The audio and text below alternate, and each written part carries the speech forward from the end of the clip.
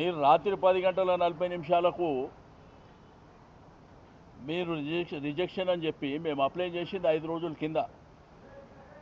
ఒకవేళ మీరు నిన్ననో మొన్ననో రిజెక్షన్ చేస్తే మేము కోర్టు ద్వారా పర్మిషన్ తీసుకుంటుంటే, ఈరోజు ముఖ్యమంత్రి గారు ఎక్కడన్నా పోతేనేమో అందరిని అరెస్ట్ చేస్తున్నారు ప్రతిపక్ష పార్టీలని.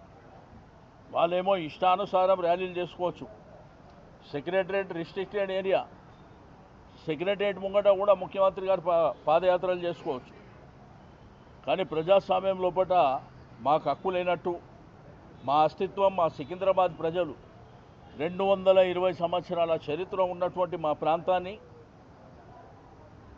మా ప్రాంతం పేరు లేకుండా మా అస్తిత్వం మీద దెబ్బ కొట్టినప్పుడు ప్రజాస్వామ్యబద్ధంగా మేము నిరసన చెప్పేటువంటి కార్యక్రమాన్ని ఈరోజు ఏర్పాటు చేసుకున్నాం.